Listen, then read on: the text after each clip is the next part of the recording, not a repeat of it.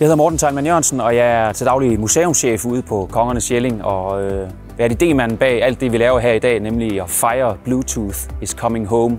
25-året for Bluetooth-teknologien, som jo er opkaldt efter Harald Blåtand.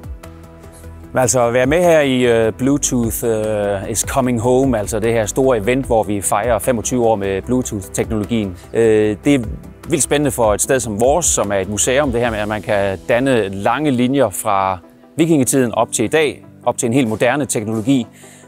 Så folk forstår simpelthen, at det ikke bare er sådan noget gammelt støvet noget historie, det er faktisk også noget, man kan bruge til noget i dag.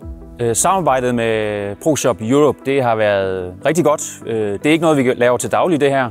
Jeg tror faktisk, det er første gang, vi prøver at lave sådan et stort show. Og der er det enormt vigtigt, at man føler sig tryg og taget godt imod, og at der er nogen, der har tænkt på, hvad der skal ske. Og det har vi faktisk oplevet ved at arbejde sammen med ProShop Europe. Så det er indtil videre en god rejse i hvert fald. Mit navn er Rane Willerslev, og jeg er direktør for Nationalmuseet, og det er derfor, jeg er her. Fordi museet i Jelling er en del af Nationalmuseet. Der er ingen tvivl om, at teknologi kommer til at spille en større og større rolle i museerne, og det gælder både i forhold til at lave immersive oplevelser. Altså i dag vil folk ligesom komme ind i en tidsalder for eksempel, eller en periode, ikke bare stå og betragte den ligesom fra en afstand. Så der kommer teknologi til at spille en stor rolle, men det kommer også til at spille rolle i logistik.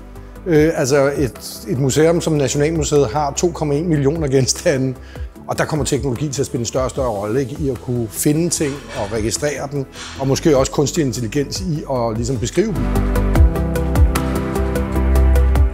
Hi, I'm Jim Kardak. I was one of the founders of the Bluetooth SIG. 25 years ago, I actually was the guy that came up with the code name Bluetooth, which eventually became the name that we all know and love. So I'm here tonight to celebrate the 25th anniversary of the Bluetooth technology. We were invited here by the National Museum in Jelling, the King's Museum, and we're just having an awesome time celebrating 25 years of Bluetooth technology, and I think over 1,000 years of the kingship of Harald Bluetooth. Well, I think that some of the revolutionary uses of Bluetooth, I like the car profile because I walk into my car, my phone is in my pocket, and it just connects to my stereo and everything just works. The future stuff that's coming out, I really like the new BLE technology, and I like the broadcast audio. I just can't wait till that gets productized. That's really cool.